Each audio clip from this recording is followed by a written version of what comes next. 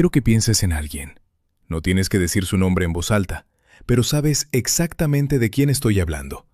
Esa persona que aparece en tu cabeza a horas que no deberían importarte. Esa persona que con una sola palabra, con un solo gesto, con un silencio de 2 días, tiene la capacidad de desarmarte completamente.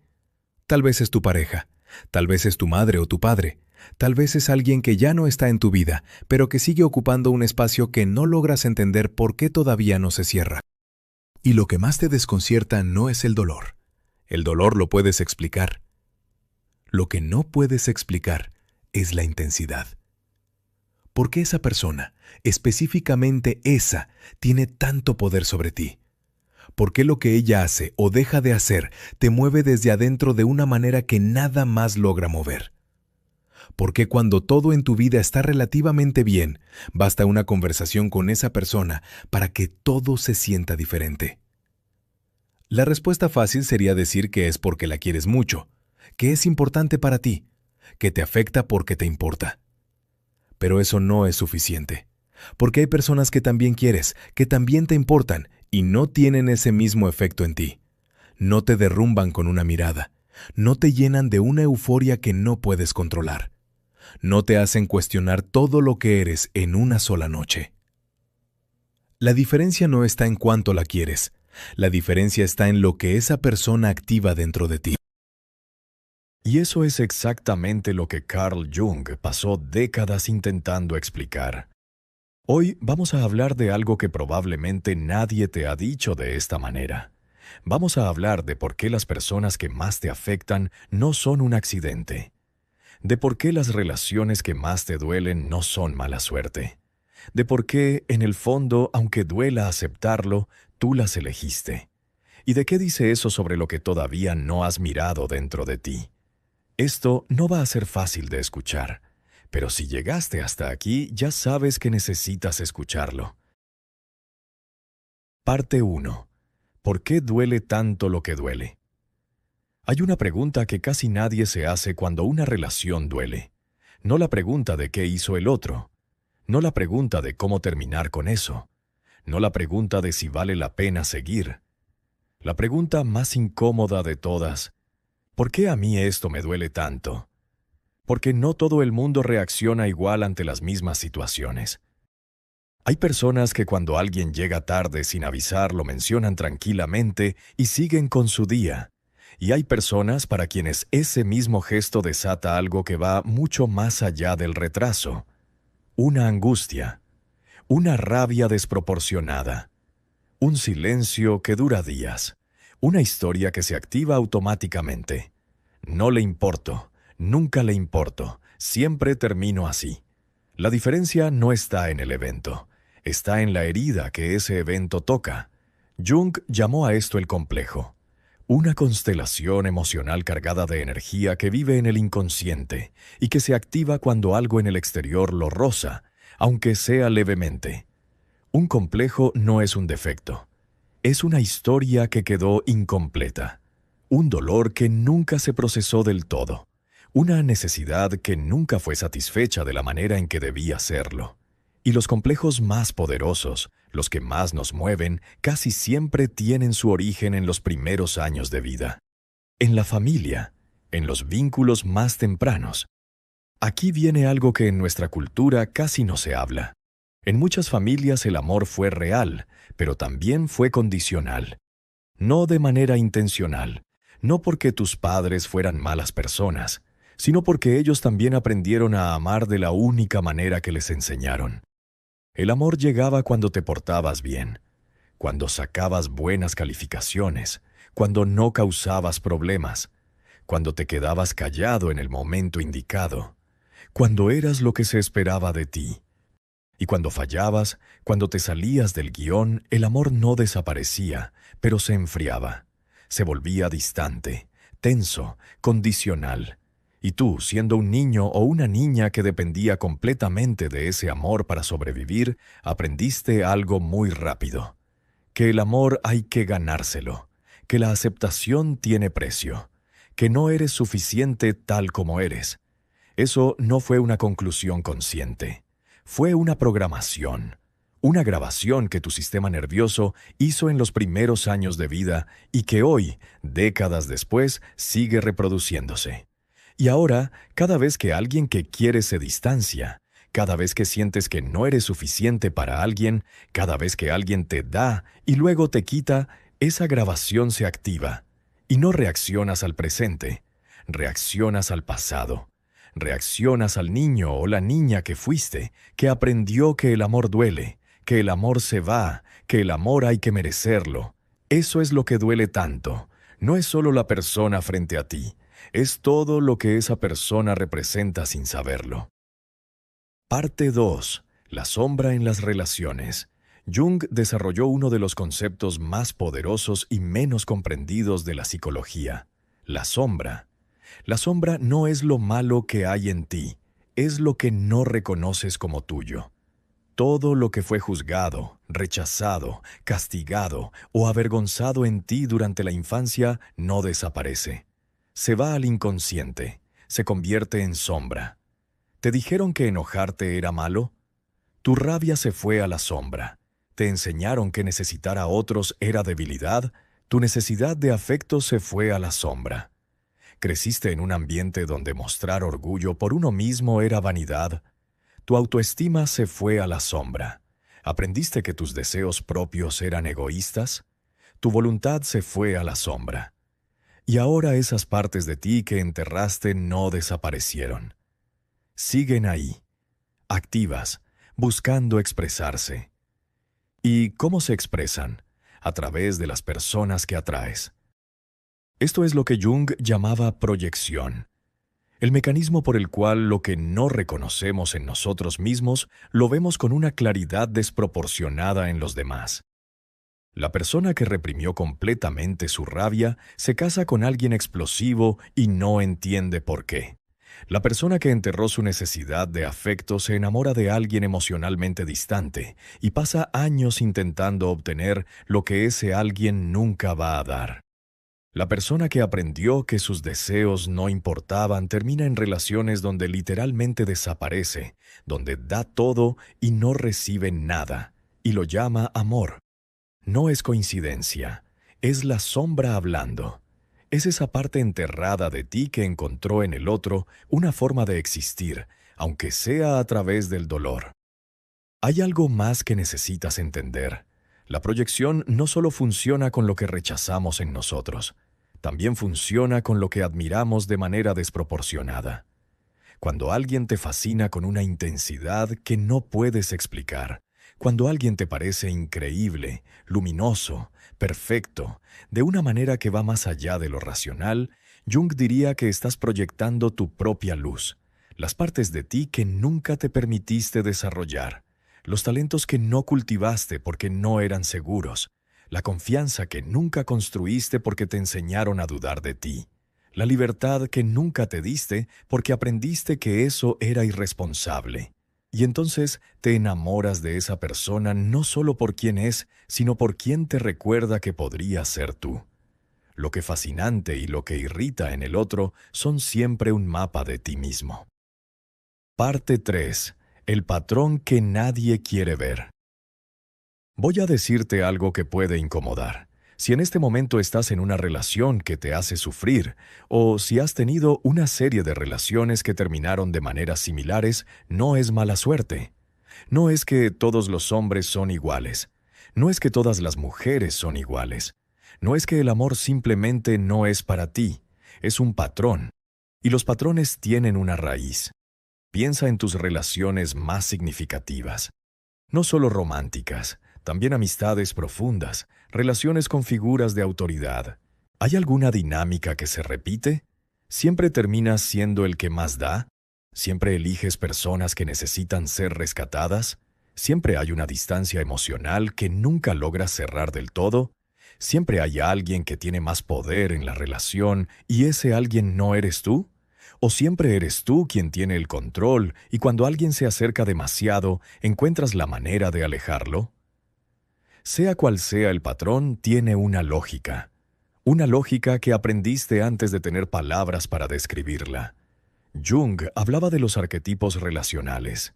imágenes internas que construimos sobre cómo funciona el amor, basadas en nuestras experiencias más tempranas. Si el primer amor que conociste fue un amor que se tenía que ganar, construiste un arquetipo interno que dice: el amor requiere esfuerzo, sacrificio, demostración constante. Y ahora inconscientemente buscas relaciones que confirmen esa creencia. No porque seas masoquista, sino porque lo familiar se siente como hogar, incluso cuando duele, especialmente cuando duele. Hay un concepto que el psicólogo John Bowlby desarrolló a partir del trabajo de Jung que ilumina esto perfectamente: el apego. El tipo de apego que desarrollamos en la infancia se convierte en el molde para todas nuestras relaciones adultas. El niño que tuvo un cuidador inconsistente, presente a veces, ausente otras, cálido un día y frío al siguiente, desarrolla lo que se llama apego ansioso. Y ese niño se convierte en el adulto que interpreta el silencio como abandono, que necesita confirmación constante de que el otro sigue ahí, que en cuanto la relación se estabiliza, siente que algo está mal, porque su sistema nervioso solo reconoce el amor cuando hay tensión. El niño que aprendió que mostrar necesidad generaba rechazo o incomodidad, que era mejor no pedir, no depender, no necesitar, desarrolla apego evitativo. Y ese niño se convierte en el adulto que se siente sofocado cuando alguien se acerca, que interpreta la intimidad como una amenaza, que construye relaciones desde la distancia emocional y después se pregunta por qué se siente solo. ¿Te reconoces en alguno? Porque esto no es un diagnóstico, es un mapa, y los mapas sirven para orientarse, no para quedarse atrapado en ellos. Parte 4. Lo que la cultura hace con todo esto. Aquí hay algo que los canales en inglés no pueden decirte de esta manera. Nuestra cultura tiene una relación muy particular con el sufrimiento en las relaciones. Crecimos escuchando que el amor verdadero duele, que si no duele no es amor de verdad, que hay que aguantar, que hay que perdonar todo, que la familia se mantiene unida cueste lo que cueste, que irse es abandonar, que poner límites es egoísmo, que hablar de lo que sientes es debilidad o drama. Y esto no es una crítica a nuestra cultura, es un reconocimiento de algo que necesitamos ver con claridad. Que muchas de las creencias con las que crecimos sobre el amor no fueron diseñadas para hacernos felices, fueron diseñadas para mantenernos juntos. Y hay una diferencia enorme entre estar juntos y estar bien. La madre que se sacrificó completamente por sus hijos y que después los hace sentir culpables cada vez que intentan vivir su propia vida, no es mala persona. Es alguien que nunca aprendió a amarse a sí misma y que convirtió el sacrificio en identidad. El padre que nunca dijo «te quiero», pero que trabajó toda su vida para darte todo, no es un padre frío. Es alguien que aprendió que el amor se demuestra con hechos, no con palabras, porque en su casa tampoco hubo palabras. Y tú, que creciste en ese ambiente, aprendiste a interpretar el amor de la misma manera en que ellos te lo demostraron. El problema no es haber aprendido eso. El problema es seguir operando desde esa programación sin cuestionarla. Porque cuando eres adulto y sigues buscando a alguien que te quiera de la manera en que tus padres no pudieron, cuando sigues repitiendo la dinámica de ganarte el afecto, de aguantar para no perder, de callarte para no complicar, no estás amando. Estás sobreviviendo, y sobrevivir no es lo mismo que vivir. Parte 5. El espejo que no queremos mirar. Hay una frase de Jung que cambia completamente la forma en que vemos las relaciones. Todo lo que me irrita de los demás puede llevarme a un mejor entendimiento de mí mismo. Guárdala, porque es brutal en su honestidad. La persona que más te irrita en este momento, la que te saca de quicio con facilidad, que no tiene sentido, la que te parece insoportable de una manera que no puedes explicar racionalmente, esa persona es tu maestro más incómodo. No porque tengas que tolerarla ni porque tengas que quererla, sino porque la intensidad de lo que te genera es información sobre ti. La rabia que no reconoces en ti la ves como insoportable en el otro. La vulnerabilidad que te da vergüenza la juzgas como debilidad en los demás. La ambición que te enseñaron a reprimir la criticas como arrogancia en quien la muestra. La libertad que nunca te permitiste la llamas irresponsabilidad en quien la vive. Esto no significa que el otro no tenga sus propios problemas. Puede tenerlos, pero la intensidad de tu reacción, eso es tuyo. Y lo mismo aplica para lo que admiras de manera desproporcionada. ¿Hay alguien en tu vida a quien admires con una intensidad que a veces roza la envidia? ¿Alguien que tiene algo que tú sientes que nunca podrías tener? ¿Alguien cuya libertad, cuya confianza, cuya manera de existir en el mundo te genera algo que no sabes si es admiración o dolor? Eso también es tu sombra, pero esta vez es la sombra dorada.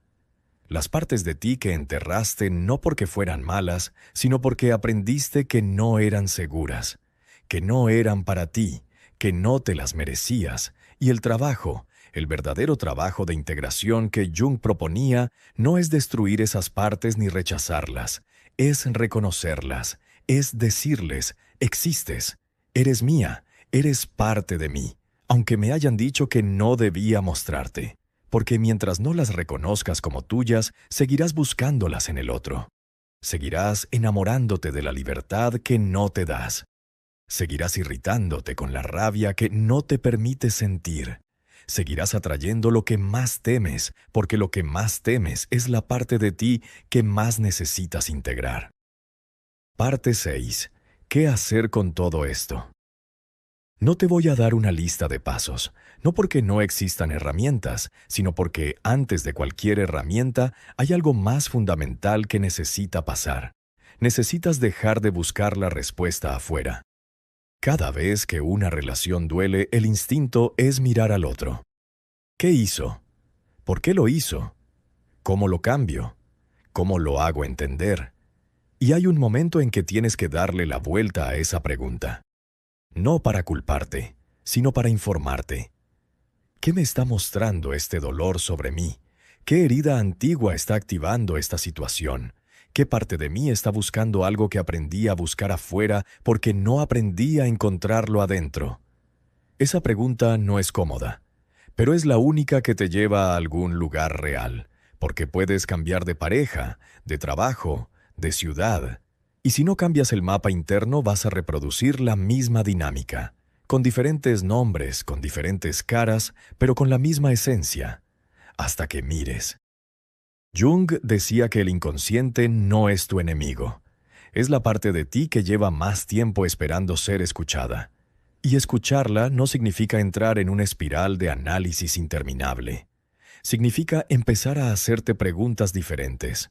Significa notar, sin juzgar, los patrones que se repiten. Significa tener la honestidad de decir, esto que siento ante esta persona me está diciendo algo sobre mí. ¿Qué me está diciendo? A veces esa pregunta se responde sola. A veces necesitas acompañamiento.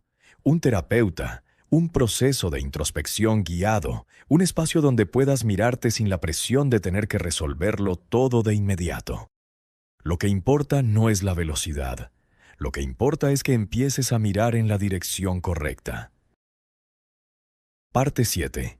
La relación más importante que tendrás. Hay algo que Jung entendió y que tardamos toda una vida en aceptar. La relación más determinante de tu vida no es con tu pareja, no es con tu familia, no es con tus amigos, es contigo mismo. No en el sentido superficial de quererse a uno mismo que se vende en las redes, no en el sentido de los baños de burbujas y los días de autocuidado, sino en el sentido más profundo y más difícil, el de conocerte realmente, el de saber qué partes de ti has estado negando, el de entender de dónde vienen tus reacciones más intensas, el de reconocer que la manera en que tratas a los demás es un reflejo directo de la manera en que te tratas a ti mismo. Porque no puedes dar lo que no tienes, no puedes recibir lo que no crees merecer, no puedes construir relaciones sanas desde una psique fracturada que nunca ha sido mirada con honestidad. Y esto no es una condena, es una invitación.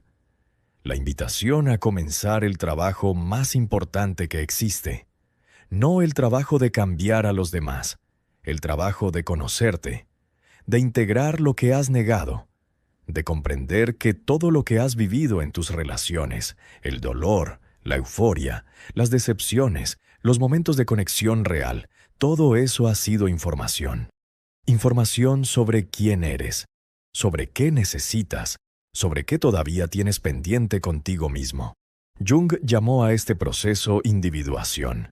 Y no es un destino al que se llega, es un camino que se recorre. Un camino que se recorre cada vez que tienes el valor de preguntarte no qué hizo el otro, sino qué dice esto sobre mí. Cierre. Lo que nadie te dijo sobre el amor. El amor más difícil no es el que termina, no es el que duele, no es el que se va sin explicación. El amor más difícil es el que te obliga a mirarte, el que llega justo en el momento en que no tienes más excusas. El que te muestra, con una claridad que a veces resulta brutal, todo lo que todavía llevas sin resolver. Y puedes elegir mirar hacia el otro y preguntar ¿por qué? O puedes elegir mirar hacia adentro y preguntar ¿qué? La primera pregunta busca culpables, la segunda busca comprensión. Y la comprensión, aunque llegue más lento, es lo único que realmente cambia algo. Si hay una persona en tu vida que apareció en tu cabeza durante este video, si hay una relación que te resonó de una manera que no puedes ignorar, no es coincidencia. Eso es tu inconsciente señalando, diciéndote que ahí hay algo que todavía no has mirado. Y mirarlo no significa destruir esa relación, significa entender qué parte de ti está viva en ella. Jung dijo que no nos volvemos iluminados imaginando figuras de luz, sino haciendo consciente la oscuridad. La oscuridad en tus relaciones no es una señal de que estás roto. Es una señal de que hay partes de ti que llevan mucho tiempo esperando que alguien tenga el valor de verlas. Ese alguien eres tú. Si este video te tocó en algún lugar que no esperabas, escríbelo en los comentarios. No tiene que ser una reflexión elaborada.